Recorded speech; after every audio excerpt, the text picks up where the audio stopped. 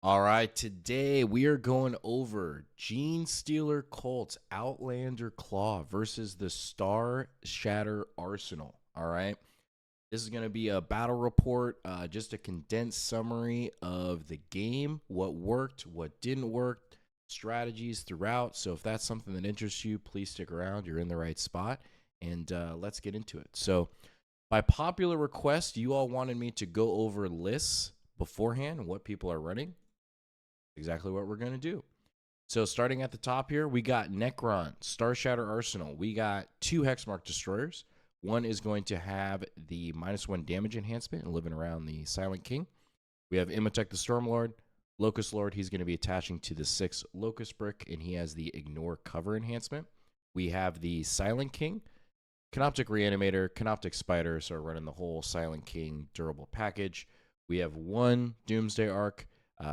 We have Flayed Ones, 6 Locust Destroyers, 2 units of Locust Heavy Destroyers, 1 unit of 2, 1 unit of 1. These all have the Aminics. I've talked about them extensively in previous videos, but this unit just hits so hard against anything really in with Starshatter Arsenal, so they are great.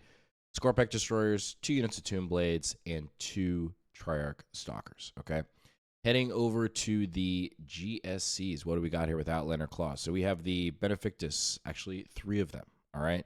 We have the Clamovis. We have the Saboteur, which recently got changed, which is kind of a bummer, but still a super cool utility piece.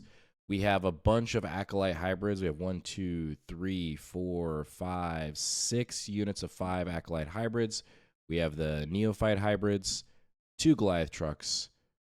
We have 3 Achilles Ridge Runners, and then we have 1, 2 units of 5 Jackals, and 3 Goliath Rock Grinders, and 1 Pure Strain Genestealer squad. So, and that rounds out the list, all right? So, swinging back over to the game here, Seth and I today, we are playing Terraform, and we are doing diagonal deployment, and this is essentially what the deployment looks like. And I'm going to swing over here just to make this screen a little bit bigger. So a couple things that we're thinking about before this match. So GSC Outlander Claw, they have a lot of OC. They have very good options in terms of primary denial. But the one weakness I feel like potentially with GSC is the damage output. I think the Silent King package in this matchup is very strong because GSC doesn't really have the best answer for it. So in this matchup going into it, I realize that is going to be one of my biggest strengths, and I really want to lean into that throughout this game, and that's what I'm going to be looking to take advantage of. So really just trying to put as much space on the point to take it up so it's harder for him to deny, and really just kind of send the Silent King like a bowling ball towards Seth and see what happens. So Seth is going to get first turn. I think ideal here. GSC definitely wants to go first, and especially on a mission like Terraform, it is really strong. So let's say here he has his infiltrating unit right here. So him going first is going to pay big dividends because you're going to see after our scout moves, this is essentially what the board state looks like. So he's going to move up these boys here. We have his infiltrating squad right here. And we're going to shift all of these resources back. But you know he wants to shift these guys over here and start exposing the lines here. All right. So going into his first turn, he's going to get Sabotage and bring it down. So not a super bad pull turn 1. I definitely have this Stalker exposed here. That's kind of the risk you take if you're going second. There wasn't really a great place to keep him out of LOS, at least going this direction. So he is going to be able to swing his Ridge Runners over this way and get some shots downfield, which you're going to see, so to try to get that bring it down point. And Sabotage is just going to be an easy first turn pull. I could literally just go over here and sabotage this and call it a day. So let me fast forward here so you can see how the turn developed. So he does move up this resource here.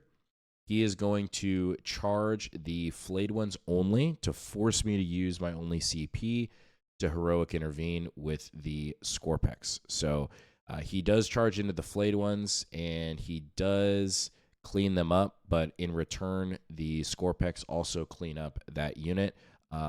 actually, I'm going to talk about that. There was something that happened on that first turn, which actually is not shown in the pictures, which we're going to talk about.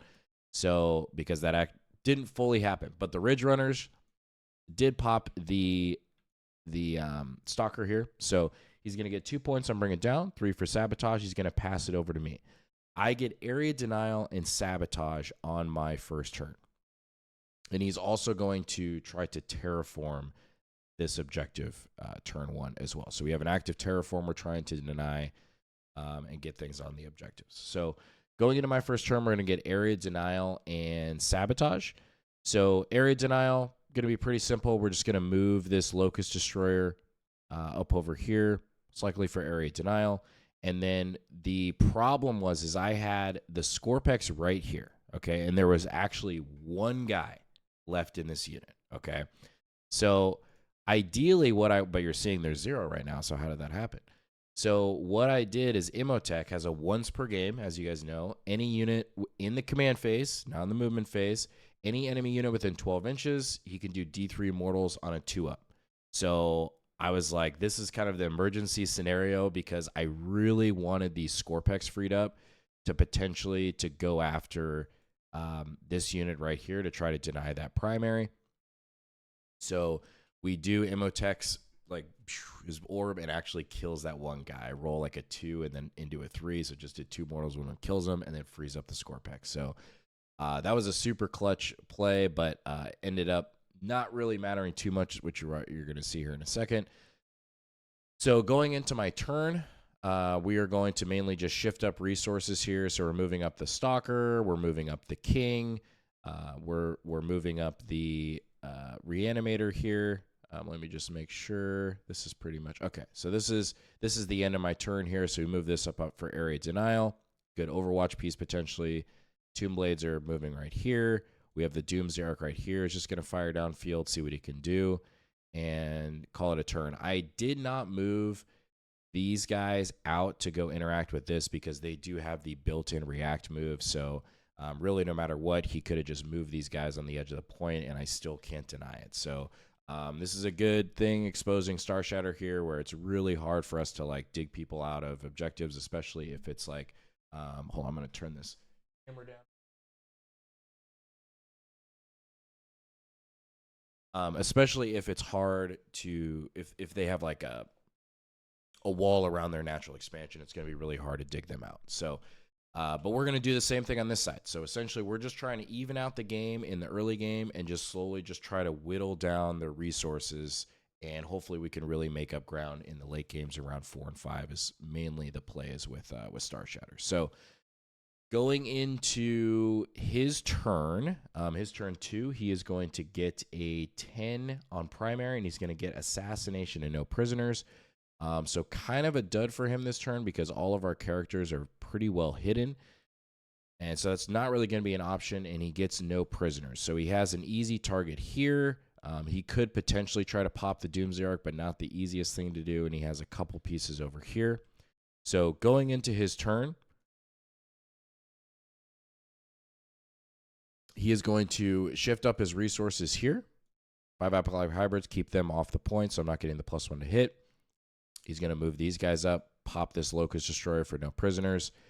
These guys just kind of flop, unfortunately, against the Doomsday Arc, so don't really do much there. It's just kind of like this shooting gallery, just like back and forth on that side.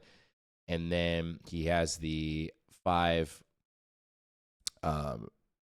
guys over here that are taking over the point. All right, so going into... So he gets a 2 on no prisoners, and that is basically the turn. So going into my turn, we're just going to get an 8 on primary right here and right here. And we weren't able to terraform on turn 1, unfortunately, so because we had to advance everything up. And going into my turn, we're going to get Extend Battle Lines and Assassination. We originally get Mark for Death, but we're going to cycle that for a CP. So we get Mark for Death, or Extend Battle Lines and Assassination. So we are going to extend over here, and Assassination, conveniently, there was a character in this truck. So basically what we're going to do is we're just going to pop this truck, and then we have enough assets over here to just completely pop it. So this is where you're going to see me bring in the Locust Destroyer brick. So essentially we can reliably come in, fire here, pop the truck, and then use everything else to clean up the infantry was more or less the play here. And we are going to use the rest of our resources to bring in the Tomb Blades right here to essentially create a move block scenario and keep them here, and then also a screening piece just to keep things pushed back as far as we can, just to keep people from, or keeping him dropping like a truck here and trying to connect with the Scorpex.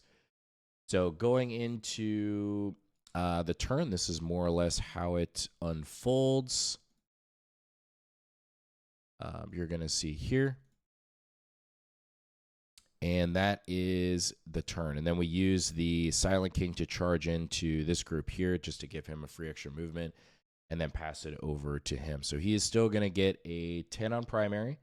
And his turn 3 is going to get Established Locus and Overwhelming Force, which he cycles because everything that was on objectives was super durable. So he cycles it for containment, which is very doable. So unfortunately, Kylan was a little sloppy on screening in this game.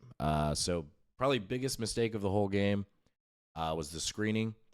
This was a minor mistake here, but you can see here there's a little pocket right there where he's going to be able to drop some guys down and establish Locus. So he's going to be able to do that there. And containment, he's going to contain on the edges here with this deployment. So he is able to kill the Tomb Blades right here, move up this Ridge Runner, pop some shots on the Scorpex. Fast forward here. And I am also rapid ingressing in these Locust Destroyers, Locust Heavy Destroyers, because based on the board state right now, if I don't rapid ingress them in, I just bring them on the board, I'm not going to be able to put them anywhere meaningful here, here, or here because he has this vehicle. So if I want to get the most value out of them, I need to rapid ingress them on the edge of the board so I can move them up next turn and potentially like Overwatch threat. The center objective was more or less the game plan. So going into the turn here, so still Established Locus and containment. Let me see here. He shifts this up.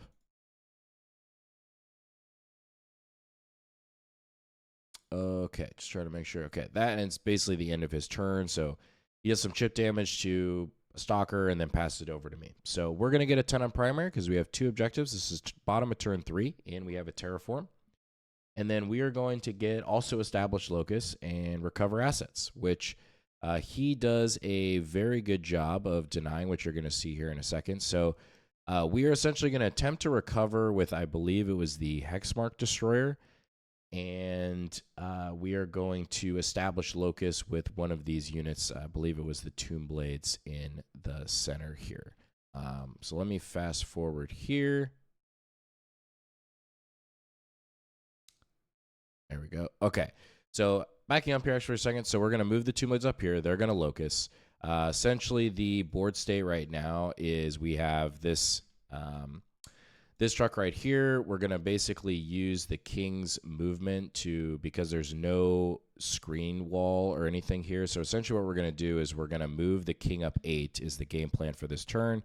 We're going to charge in to this unit right here, these Acolytes, to give essentially free movements, especially if we get a long charge. We could probably swing his base like all the way over here and then potentially like consolidate on the objective. We're going to clean up this unit here. Doomsday Ark's still going to fire down here. And that's going to be the turn. Now, the biggest mistake of this turn that I really want to point out is that I still left this screening pocket open. I was like, oh, okay, I can move these Heavy Destroyers up here. I can still have an Overwatch threat here. The Hexmark is here to Overwatch. Like, we're good. We're fine. But I wasn't mentally thinking about it. I'm like, oh, he has like 3 of these Acolyte hybrid units in return. In reserve, excuse me. So you're going to see here how that was like an actual huge, huge error on my part.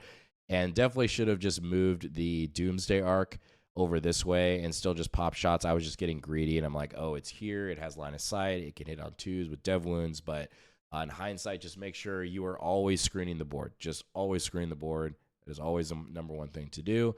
So going into the rest of bottom of 3, you're going to see how that plays out. And that is more or less exactly what happened. So we charge everything in, we killed all these resources, and bottom of turn 3, the king is literally on his home field. And we have the Tomb Blades here locusting, and then we pass it over to him. So he is going to get another 10 on primary. We can't dig him out, unfortunate. And then he's going to get secure no man's land and behind enemy lines. So this is where things get a little spicy. So he is going to definitely secure this objective. He really has no way to get on this objective, but he could potentially secure this one. The problem is I have this unit right here protecting that center point. So you're seeing how that ingress paid off, where if he does want to get on this objective, he's going to get overwatched by these Locust Heavies and the Hexmark Destroyer. So we denied secure no man's land there for just 2 points instead of 5, which is super good. But the problem that happened, as you're seeing here, is I left a pocket. All right, so he dropped the truck here and the Acolyte hybrids, and this is just for you guys to see. Like, this is good to see as far as like this is what happens when you do not screen properly. And so he drops this unit in. I ended up killing 2 of his Acolyte units, and then he still had a 3rd and the truck. So he drops those units in. He ends up getting the charge on both units with the reroll, and you're seeing how catastrophic this is because he's gonna deny my recover assets, and he's also gonna deny my point for the turn. So that was super clutch. So going into my turn 4, this was actually a really cool play. So he killed 1 Tomb Blade here, but it allowed me in the command phase to res 1 back 2 inches to get on this point and then actually control it. So I ended up actually still getting a 10 on primary, as you can see here, still with the terraform, even though he took over my home field. And then more or less this turn, all we're really looking to do is we get behind enemy lines and defend stronghold. So we're going to clean up these resources here to get defend stronghold, and we get behind enemy lines because the king is already back there. And more or less this turn, all we're looking to do is just clean up this resource, and then see if we can potentially take his home field. There was really a way that I could have actually given him a 2 on primary going into turn 5. But with the Outlander Claw, they're extremely strong with OC because all of these things are like OC like 6. So it was like, even though I killed quite a bit, it was just, I mean, he had like 20 OC on there still. So it's still super hard to deny his home field, unfortunately. But we tried. So going into the turn, we flat 6 advanced the Tomb Blade so they could, another clutch move you guys are seeing here with the Tomb Blade. So not only did they help me score this as far as primary, they have so much movement in this attachment, the flat 6 advance and the Fire and Fade, to just flat advance them 18 and then fire and shoot this unit, Fire and Fade on the objective, and then you deny his primary on that last turn. Seth, in hindsight, like, that was one of the errors. Like, these guys should have never come out. I know he was like trying to like maybe pressure this unit a little bit more, but just conserve the points, stay on this. There's no way I can dig you out of it, because then as soon as you come out, even though it's sticky, like, these type of maneuvers happen where you just deny it and you don't expect it. So, and then, yeah, we clean up those resources there, as you could see. And then the king, I think, yeah, kills the trucks. And then basically that is more or less the game. So we're going to give him a 6 on primary. He cannot cleanse or mark for death, and so that is his top of 5. And then my bottom of turn 5, we're going to get a 15 because we're going to control 3 points, double terraform, that whole thing. And then we get overwhelming force and secure no man's land, which was actually like a perfect pull because we secure already for 2, and then he had 2 units on this objective right here that we could kill for 5 points, and that was the game. So finishing 89-69 to Starshatter. Very good game, always against Seth. Just a great opponent, great person to play against. He got a lot of value out of this matchup, and just seeing this, how this unfolded, and definitely a couple things he knows he could have done better to make this, I think, a closer game. I think it's definitely very winnable. I think that couple biggest things was this unit coming out. They didn't need to do that. And then I think back here going into turn 2, somehow creating like a better move block here with the king he talked about, so he couldn't have done some sort of maneuver like this, or keeping the truck here instead of charging in, because then it keeps the king out of the home field. So it's like those little things that these like good players always talk about with movement. Going back and reflecting on these things in terms of like that one little move of him charging in here, as you guys can see visually, takes the king all the way over here that next turn. So instead of like just by that one little maneuver, I'm able to still kill that truck, but instead of the king only getting to here, now he's getting all the way over here. You know, so big difference there. And then on my end, definitely screening. That was a big oopsies this game. So yeah, can't be doing that. That's just some sloppy Warhammer on my part. And then I think the other big thing, I'm pretty happy with how I played this. I think that was kind of the most glaring thing, and there's like a couple like little minor things, but overall, I mean, solid battle report. Solid game. And if y'all are still around, still watching, appreciate you. And I'll go ahead and link some videos that you might like to watch up here somewhere. And till the next one, peace.